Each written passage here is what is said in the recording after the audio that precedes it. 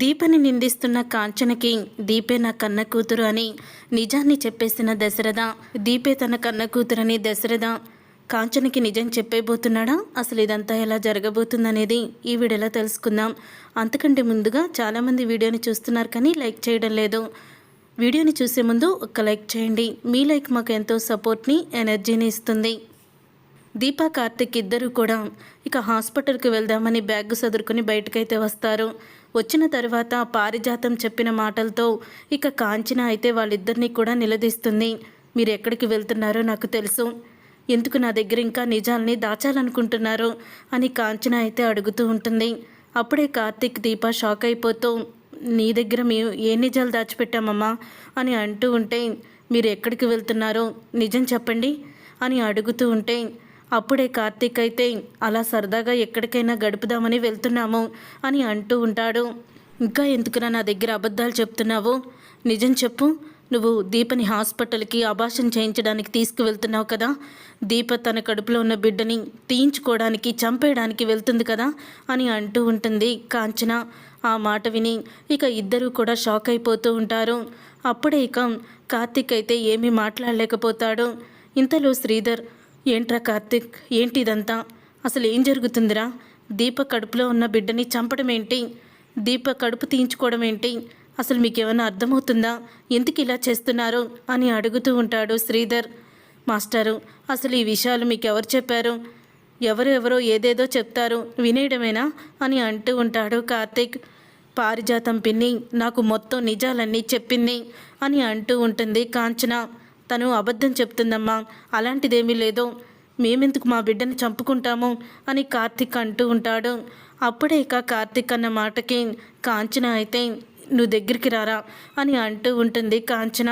అప్పుడే కార్తిక్ అయితే ఏంటమ్మా అని అనగానే కార్తిక్ చెయ్యి తీసుకొని తన తల మీద పెట్టుకొని, ఇప్పుడు చెప్పరా, ఇప్పుడు మీరిద్దరూ ఎక్కడికి వెళ్తున్నారు అని అడుగుతూ ఉంటుంది తన మీద ఒట్టేసి నిజం చెప్పమని కార్తిక్ని.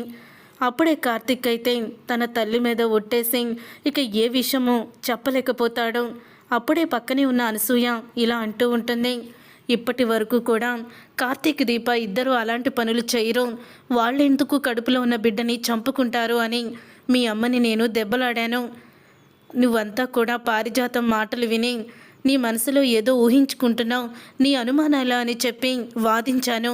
పారిజాతం గొడవలు పెట్టడానికి ఇదంతా చెప్తుందని కూడా అన్నాను. కానీ ఇప్పుడు మీ అమ్మ మీద ఒట్టేసి కూడా నువ్వు నిజం చెప్పలేకపోతూ ఉంటే నిజమని అనుకోవాల్సి వస్తుంది. ఏంటి దీప ఇదంతా? ఎందుకు చేస్తున్నావు నువ్వు? పుట్టబోయే బిడ్డ మీద ఎన్ని ఆశలు పెట్టుకుంది చెల్లెమ్మ. తన తల్లే నీ కడుపున పుడుతుందని ఎన్ని ఆశలు పెట్టుకున్నారు.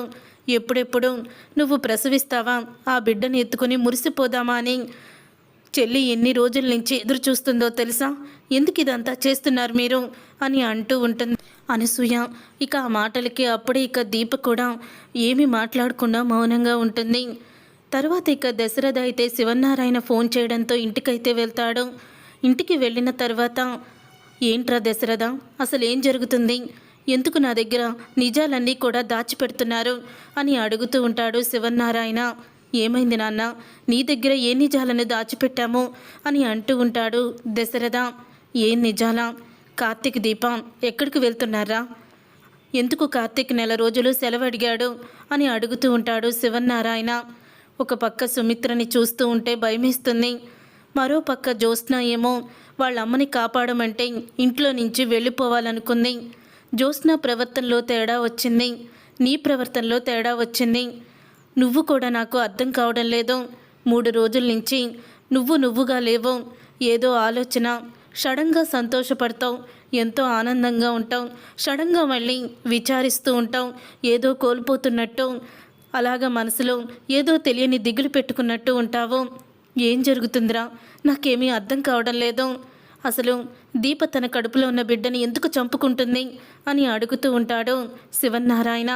ఇక ఆ మాటకి ఒక్కసారి షాక్ అయిపోతూ ఉంటాడు దశరథ. అయితే అసలు దీప తన కడుపులో ఉన్న బిడ్డని చంపుకుంటున్నట్టు ఎవరు చెప్పారు నాన్న నీకు అని అనగానే, ఎవరు చెప్తే నాకు ఎందుకు తెలుస్తుందిరా, పారిజాతం చెప్పింది. నువ్వు కూడా ఎందుకు నిజాన్ని దాచిపెట్టావు? నీతో కార్తీక్ చెప్పాడు కదా, నీ మాట కూడా వినకుండా వాళ్ళిద్దరూ కూడా కడుపులో ఉన్న బిడ్డని చంపుకోవడానికి రెడీ అయ్యారని మొత్తం పారిజాతం చెప్పింది అని అంటూ ఉండగా, ఏంటి పిన్ని ఇదంతా అని అంటూ ఉంటే, ఏంటి దశరథ ఏమీ తెలియనట్టు మాట్లాడుతున్నావేంటి? నేను అబద్ధం చెప్పానా, నిజం చెప్పాను నీకే తెలుసు కదా. మీ ముగ్గురు మాట్లాడుకోవడం నేను చూశాను. నువ్వేమో వాళ్ళిద్దరినీ ఎందుకమ్మా ఇదంతా చేస్తున్నారు అని నువ్వు అడగడం, కార్తీక్ తప్పదు త్యాగం ఏదో చెప్తున్నాడు. నేను పూర్తిగా వినిపించుకోలేదు, కానీ దీప కడుపులో ఉన్న బిడ్డని చంపుకోవడానికి మాత్రం తను వెళ్తుందని నాకు అర్థమయ్యింది అని అంటూ ఉంటుంది పారిజాతం. అందుకని ఇదే విషయాన్ని నేను కాంచనకు కూడా ఫోన్ చేసి చెప్పాను. ఎందుకంటే కాంచన కూడా ఆపుతుంది కదా దీపని అని తనకు కూడా చేశాను. ఎందుకంటే దీప కడుపులో ఉన్న బిడ్డ మీ అమ్మని కాంచన నువ్వు ఎంతో ఆశపడుతున్నారు. అలాగే ఈయన కూడా సొంత మనవరాలు కడుపుతో ఉన్నట్టు ఎంతో ప్రేమని చూపిస్తున్నారు. నువ్వేమో దీప కాఫీ తీసుకొచ్చినా తను కాలు జారి పడిపోవాలనుకున్నా తన కడుపులో ఉన్న బిడ్డకు ఏం జరుగుతుందా అని ఆ రోజు చిన్న విషయాన్ని పెద్దది చేసి మాట్లాడావు. అసలు ఆ కడుపులో ఉన్న బిడ్డని ఉంచుకోవడానికి కూడా దీపకి ఇష్టం లేనప్పుడు నువ్వు ఇన్ని జాగ్రత్తలు చెప్పి అవసరం ఏముంది? ఆ రోజు మమ్మల్ని నువ్వు తిట్టడం తప్ప ప్రయోజనం ఏమీ లేదు కదా అని అంటూ ఉంటుంది పారిజాతం. పిన్ని కాంచనకు కూడా ఈ విషయం చెప్పేసిందంటే అక్కడ కాంచన దీపని ఎన్నెన్ని మాటలు అంటుందో, నేను వెంటనే అక్కడికి వెళ్ళాలి అని అనుకుంటూ ఉంటాడు దశరథ. ఏంటి దశరథ ఏమీ సమాధానం చెప్పకుండా అలా మౌనంగా ఉంటావేంటి అని అంటూ ఉంటే, పిన్ని మా మాటలు సరిగ్గా వినిపించుకోలేదు నాన్న, తనకి అలా వినిపించుంటాయి. దీప తన కడుపులో ఉన్న బిడ్డని ఎందుకు చంపుకుంటుంది? తను ఖచ్చితంగా చంపుకోదు అని అంటూ ఉంటాడు దశరథ. అయితే నేను చెప్తున్నాను కదా నాన్న, నేను ఇప్పుడే వస్తాను అని వెంటనే దశరథ అయితే కాంచన ఇంటికైతే బయలుదేరుతాడు. ఇక కాంచన అయితే కార్తీక్ని నిలదీస్తూ ఉంటుంది. రే నిజం చెప్పరా, బలవంతంగా నీ చేత తన కడుపులో ఉన్న బిడ్డని చంపుకుందామని చెప్పి దీపే నిన్ను ఒప్పించింది కదా. దీప తన మొదటి బిడ్డ మీద ప్రేమ ఎవ్వరికి కూడా ఉండదు, పుట్టే బిడ్డ మీదే ఉంటుంది.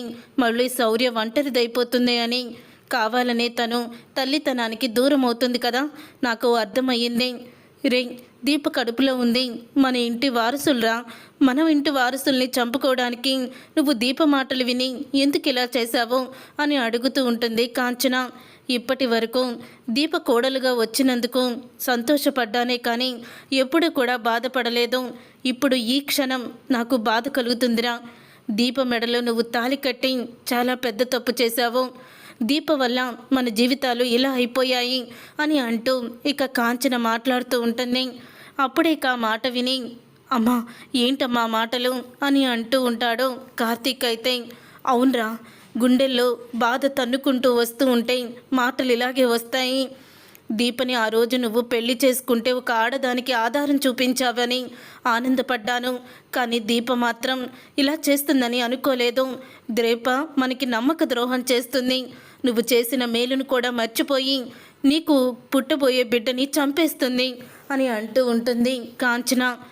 చెల్లెమ్మ అంత మాట అనొద్దు అని వస్తాడు అక్కడికి దశరథ. అయితే అప్పుడే దశరథని చూసి, రా అన్నయ్య, నువ్వు కూడా నన్ను మోసం చెయ్యాలని చూసావు కదా, నువ్వు కూడా నా దగ్గర నిజాల్ని దాచిపెట్టావు కదా అని అంటూ ఉంటుంది కాంచన. అయితే నేను చెప్పేది వినమ్మా అని అంటూ ఉంటే, దీప కడుపులో మన అమ్మే పుడుతుందని మనం ఎంతో గట్టిగా నమ్మకం పెట్టుకున్నాము, కానీ దీప తన స్వార్థాన్ని చూసుకుంటుంది, తను స్వార్థపరురాలు అని అనగానే, కాంచన అంత మాట అనవద్దు, తను స్వార్థం చూసుకోవడం లేదు, నా భార్యని కాపాడడానికి తన బిడ్డని దూరం చేసుకుంటుంది అని అంటూ ఉంటాడు దశరథ.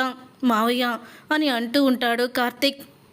కార్తీక్ ఇప్పుడు నా కూతుర్ని తను అపార్థం చేసుకుంటుందిరా నా చెల్లి, నిజం చెప్పాల్సిందే అని అంటూ ఉంటాడు దశరథ. నీ కూతురేంటన్నయ్యా అని అంటూ ఉంటుంది కాంచన. దీప నా కన్న కూతురు, జ్యోత్స్న దాసు కూతురు అని జరిగిందంతా చెప్తాడు. అది విని ఇక కాంచన అయితే చాలా ఆనందపడుతూ, ఏంటన్నయ్య నువ్వు చెప్పేది అని అంటూ ఉంటుంది. అవునమ్మా, మనం అనుకున్న మాట ఇచ్చుకున్న మాట భగవంతుడు నెరవేర్చాడు. నీ మేనకోడలే నీ ఇంటి కోడలయ్యింది, తనే దీపే నా కన్న కూతురు అని నిజాన్ని చెప్తాడు. అప్పుడే ఆ మాట విని, మరి దీపెందుకన్నయ్య తన కడుపులో ఉన్న బిడ్డని చంపుకోవాలని చూస్తుంది అని అంటూ ఉంటే, ఏ తల్లి కూడా అంత పని అంత సాహసం చేయదమ్మా. కానీ తన తల్లి గురించి తన మాతృత్వాన్ని దూరం చేసుకుంటుంది. సుమిత్రకి బోన్ మ్యారో ఇవ్వాల్సింది దీపే. ప్రెగ్నెంట్తో ఉన్న వాళ్ళు బోన్ మ్యారో ఇస్తే కడుపులో ఉన్న బిడ్డ చనిపోతుందని డాక్టర్లు చెప్పారు. మా అమ్మే నాకు ముఖ్యం, మా అమ్మ కన్నా నాకు ఎవ్వరూ కూడా ఎక్కువ కాదు అని దీప ఈ సాహసానికి, ఈ త్యాగానికి తను తయారయ్యింది. ఈ త్యాగాన్ని చేయడానికి సిద్ధపడింది అని నిజాన్ని బయట పెడతాడు దశరథ. అయితే చూశారుగా ఫ్రెండ్స్, మొత్తానికి కాంచనకి కూడా దీపే తన మేనకోడలన్న నిజం తెలిసిపోయింది. మరి తర్వాత కథలో దీప కడుపులో ఉన్న బిడ్డని ఎలా కాపాడుకుంటుంది, ఏం చేయబోతుందనేది రాబోయే కథలో తెలుసుకుందాం. ఈ వీడియో మీకు నచ్చితే తప్పకుండా లైక్ చేయండి. అలాగే మా ఛానల్ని సబ్స్క్రైబ్ చేసుకొని పక్కనే ఉన్న గంట సింబల్పై ఆల్ అని క్లిక్ చేయండి.